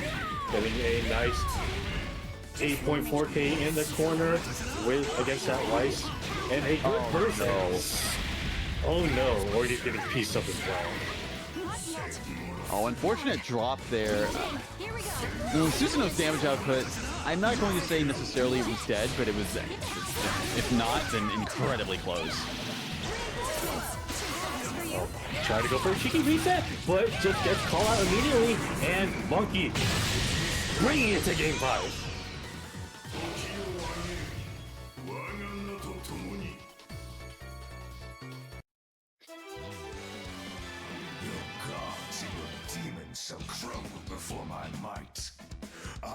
You know, it had to be another game 5, right? Like it just that's kind of been the trend tonight with a lot of these stream games. Yeah. The cycle. Get You can't ready. escape from it. And Lotad making the character swap. Instead of the Weiss, we're going with the Aegis and Aurier. So, you know, trading, well, I was going to say, yeah, just like trading her out for just more damage, I will honestly. take the lead. Please back me up. Yeah. I don't blame Lotad, you know, it's just definitely wants to also try and match the offense that Monkey's been putting out, and also just keeps the damage rates a little less egregious for them. Can't escape from crossing fate. Fight. Indeed, they'll already get off to a good start with this air-to-air exchange and going to be getting good corner positioning as well.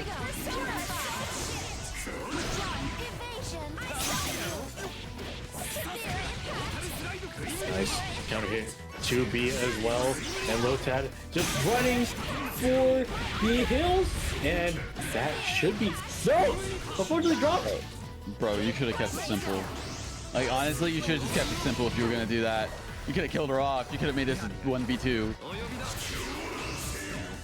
I guess lives to see another day, but the pressure is still on.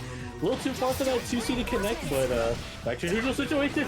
But man, I think that's the first time I've ever seen that 6P actually like be useful for something. That looked really wonky how it connected, by the way. Yeah, definitely.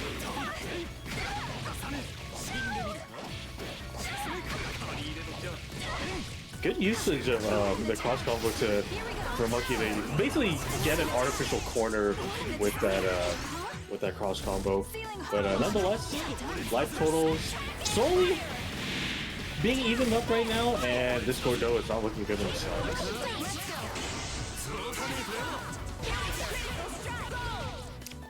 Honestly, could have been worse. You know, you're still taking a Resonance Super for that burst in, but you could have potentially been dead, quite honestly.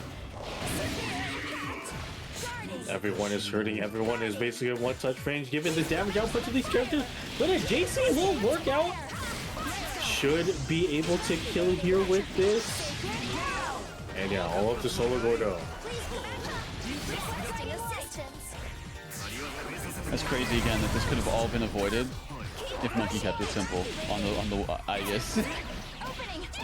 Yeah, it's really unfortunate. Probably had a little bit of decision fatigue clouding their mind, but unfortunately, the JV into JC will be getting punished, and this isn't dead yet. Morally damage is not great, but the 4P will seal the deal, and Lotad will be fighting the right decision in this set. Ooh, probably didn't want to get the orb set. I mean, since that's, yeah, definitely a very slow and very, very punishable option there. But Lotad gonna be taking as much damage as they can, immediately putting this set almost in the red. Unfortunately, wasn't able to confirm that hit, and the Tracer set lives to see another day, and the pressure is continuing. Pretty nicely so far.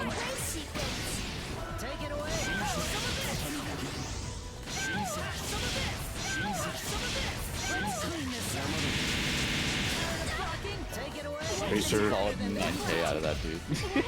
Yeah. Hasn't skipped a beat with this team, it seems like. And Tracer, no, what are you doing?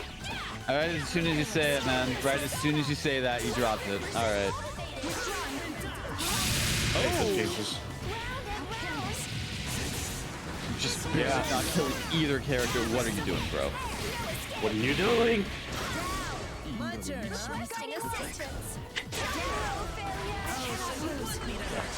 You know, this starts to beg the question of should we be asking is this player bad? No, the new meta right now is this player bald?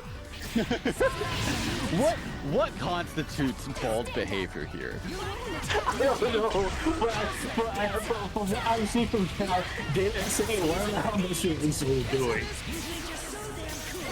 The shine on his head is reaching wherever Lotad lives and has allowed him to get a game on the board. This is awful, bro. This is horrible.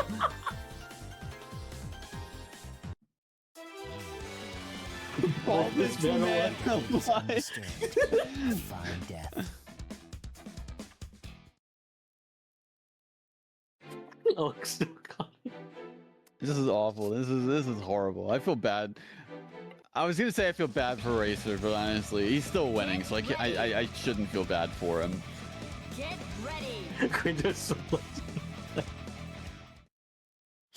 Look, you know, it's so last year to like wish misfortune, or like, you know, to go even so far as to wish death upon others. Now you wish someone gets a receding hairline at 20 years old. Cringe is temporary, bald is forever. Those hair transplants can't save you from what you were. At your soul, you will still be bald.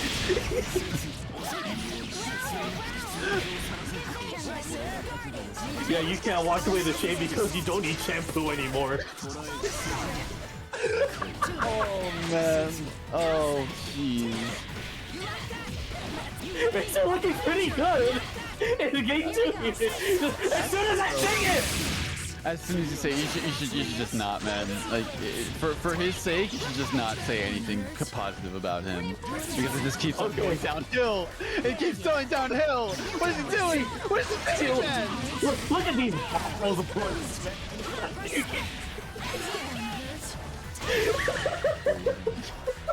Reinforcements! Opening, please! Stay focused! Judgment! Lotad mounting a pretty solid comeback right now. Reinforcements! There!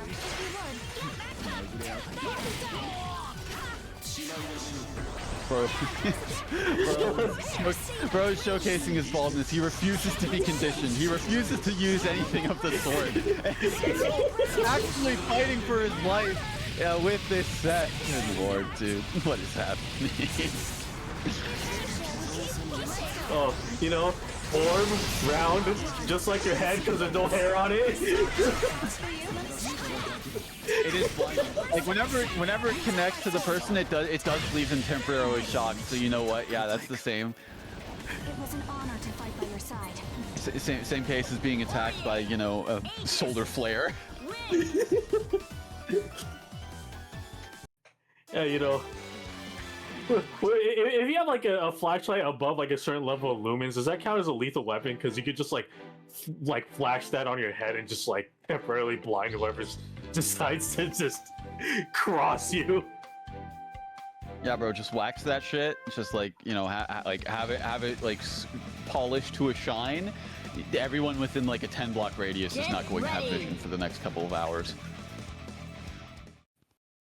What am I saying, dude? What am I talking about at this point? It's just words are literally coming out before I can even process them. Can't escape from See, you know, we crossing aren't Saiyans, we weren't blessed with keys, so this is the closest thing we could get to a final flash.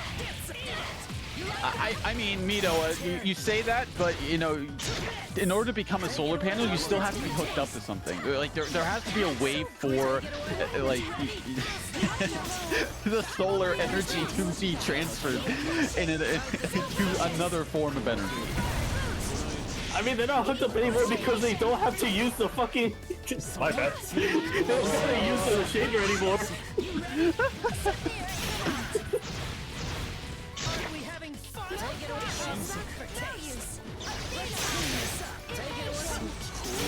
Alright, I'm gonna do it again, watch this. Razor looking good, getting a nice Oki situation. Keeping the pressure up. Oh, actually, it's good throwing us everywhere. Oh god, yo, this is a really bad time bomb. The compliments are working. Well done. I cannot lose. Sounds like this was a pretty disgusting play right there. That actually was, but that was a great super as well to get out of the situation. Oh, that's safe. Good safe jump. Not flinching. I can't believe that JB actually connected with a fight. That is disgusting. Racer on tournament point. Adachi!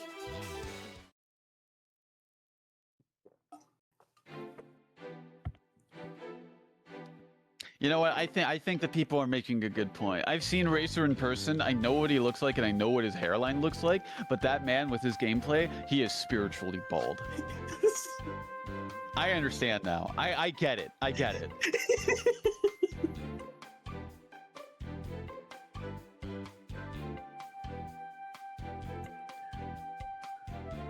Oh man, you know the worst thing is that next time we probably see Racer, he's probably gonna have a thicker head of hair.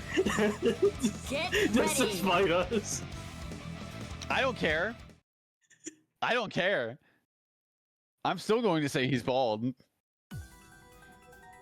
You know, it all makes sense now. You wish to settle this with a battle? The poison that was emanating, the dust that was blowing out of Atkins' PS4 finally caught up to Eric's hairline. Fight! Aid me. Siderius fragmentum feet. Opening. Careless. Please fall. Please give up. Stay focused. Repent. Aid me. All right, I don't even know where to begin. But anyways, we're going. Game 4 is looking pretty solid for Lotad. I'll tell you what. Like this is some solid Oki, solid looping, corner pressure, and you know he gets out of it. Of course. As soon as I say something. Never mind. He's back in the mix. Oh, Dachi's dead. Okay. Or should have been. Oh, no. If you let it rock. What an attack! Oh no! Oh, okay. Tried to go for it. I respect it. Tried to tried to tell Orye I like your cut G, but unfortunately no dice in that situation. Going to be saying it's Batista though, even though she doesn't understand what that means. Not working out, but trying to snipe Mystery down in the air and gets a knife. Oh my god! Solid, just staying put for Racer there. Just try to catch as much damage as possible. Only 1 second left on the Resonance. We're gonna try and make something happen here, but a good backdash for the assisted cover. The retreat working out pretty nicely, but Mr. Racer still fighting hard to make something happen. That's crazy that the 5B actually let Seth low profile that assist from Batista. Definitely. And Lotad bring it to a potential reset point. Mr. Racer, assistance was yeah, appreciated. not ready for the Batista Orye. I've played Orye and talked to a couple Orye players, and they do agree that this is one of our best teams. And we're still looking. You know, this is a team Tomoe played pre-rollback, and we got to figure out who's taking guardianship of Batista because Tomoe has went to the dark side.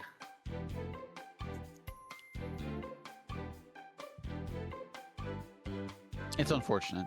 It is a bad reality that we live in because of that, but you know, it is what it is. Hey, We'll guess what? see. We're at game 5 again. This cycle. Oh, are we gonna get a game 10? Do I hear a game 10? Many such cases. Mr. Racer thinking about it, you know. I would say, you know, maybe it's that time when the sun's down and, you know, the shine from the sun is reflecting onto your monitor through your head. But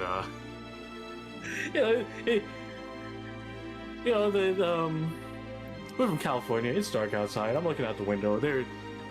You don't got to worry about the sun getting in your eyes this time. So we'll see what Racer's thinking. I don't know, man. Moonlight's still a thing as well. You have a good point.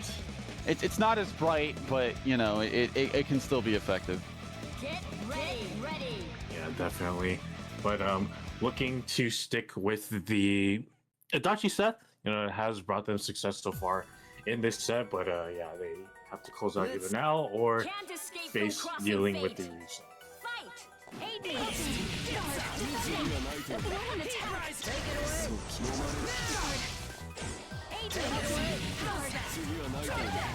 Really good counter calls on Lotad there, trying to make something happen, but getting sniped, that 214A working out really nicely, and Lotad getting the first bit of momentum.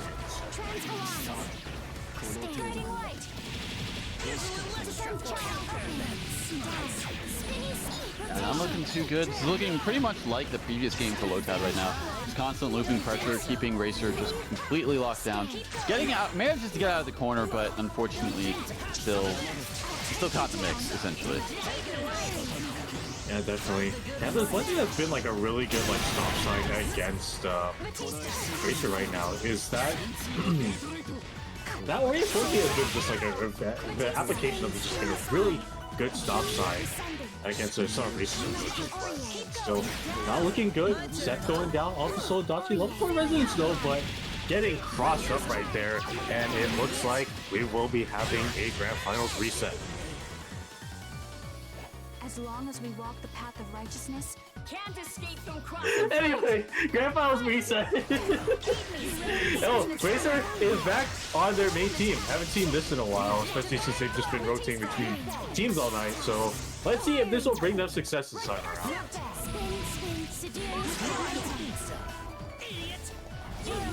Oh my god, the way that 5B connected. Unfortunately, the follow-up did not actually agree right there, but so far, still getting some solid damage on Batista, even though she's in the back line and Oreo was blocking. Oh, happy birthday. Once again, Batista falling out of it. But I mean, still, life balloons, like, in spite of all of this, are still relatively even. A little bit on the favor of Mystery Racer's side, but nonetheless, still could be potentially anyone's game. Life lead is slowly slipping away, but oh no. Yeah, game one going over the Racer. Yep. Is that really all you got? Adachi! Naoto! Win! See, Mito, the thing is, like, yeah, we know Lotad's bald. Pointing it out, it's not going to be funny. It's going to be funnier to point it out to the guy who has a full head of hair. Well, you always have to. In this day and age, the best thing you can do is just forget. So we have the parallels now. It's, you know, spiritually full head of hair, but physically bald. But like, you know, you got Racer on the other hand, you know, full head of hair in real life, but spiritually shiny, bald. Why did you say it like that? Bald. Like, I don't know, man. What took over you, bro? I don't know. I just remember seeing this video of these two people playing. Oh my god, yeah, okay. That's what we're gonna run with. This is a battle. This is a battle for Lotad to regain their lost block. Oh man. Oh Jesus Christ, I can't.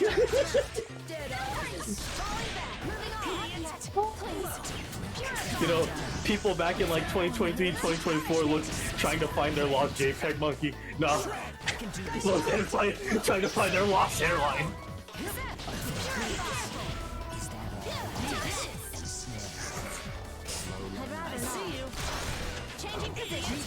Oh my god. This is so insane, dude.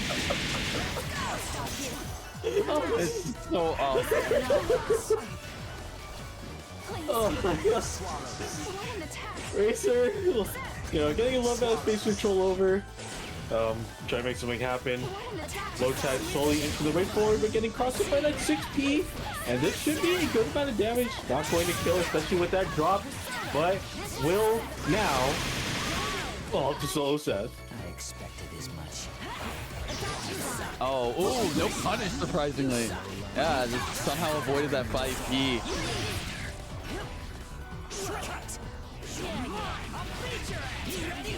Interesting little cross up there, able to get the side switch. Not going to kill just quite yet, but you know, definitely will take the damage and run out the resist time as much as possible.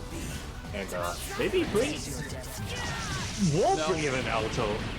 Well, I mean, will, but under circumstances, it's probably, wow, okay. I understand completely.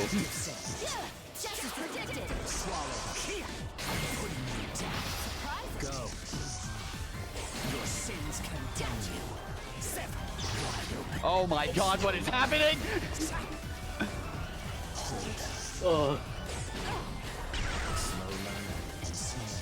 This is so... The balding's crazy. Oh. I mean, like, for a lot of people, like, you know, that could be a horror movie, so it works out. Just as predicted. Racer saying, you're not going to get your cut back. I'm up 2-0 right now. Unless you think that I like my cut, G. Mystery Racer, Lotad in the balding.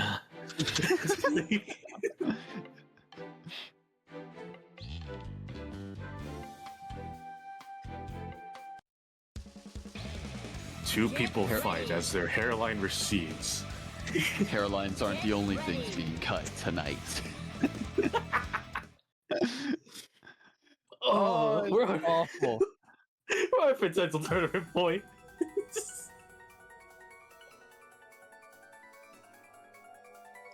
So does this mean like Racer can take a selfie without a mirror? Oh my god.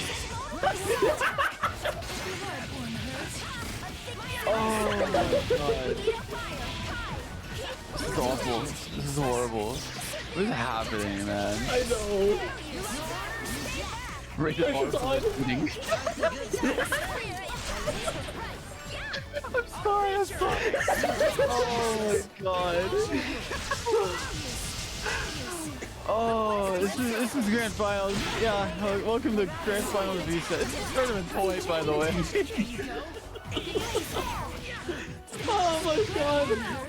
The Dachis looks like, no, not going to die just quite yet, but getting crossed up right there. All to Soul and Alto. Double thing is still definitely doable, but oh no! Birthday. Oh, this is actually it gone from it went from bad to very manageable now. That's crazy. You almost lost your character. Okay, well you did. Oh, you did! Alright, good anti-air, trying to make sense of the chaos here, but unfortunately drop right there. Still a one-shot situation, even with it. You're a crackhead. You're insane. You're actually nuts for that. Yeah, he has to hold that plus frames.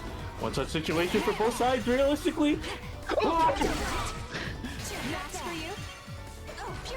Oh, and the TK overhead to close it out.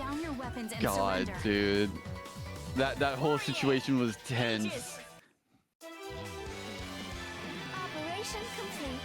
Thank you for making it a success. Oh, Our team's synchro you know, rate seems higher than ending with an overhead makes sense. It's just one strand at a time.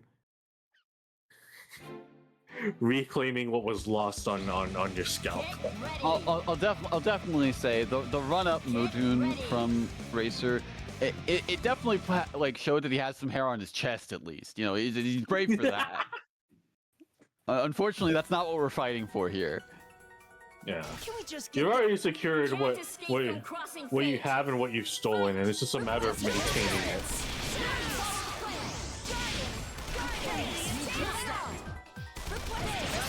Ooh, and going to be getting the happy birthday as well. Double mark? Absolutely. Yeah, I don't think the mark. The gun didn't hit Aegis, but Aurier, it hit Aurier though. Oh, Oria, yeah, but it didn't hit Aegis. That's interesting. I thought it did. Yeah, Poirier telling I guess get down, Madam President. Not worth. Oh my god.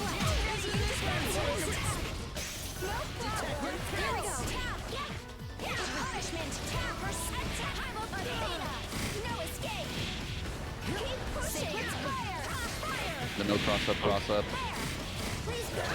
Lotad looking good, trying to make something happen here. Slowly putting Racer in the blender, getting the cross up. Not going to cash out. Not going to be able to kill, unfortunately. He tried to read a burst, but still, nonetheless, looking good. Racer draws first blood on characters. All to Soul Aurier now. Oh, wow. It's over.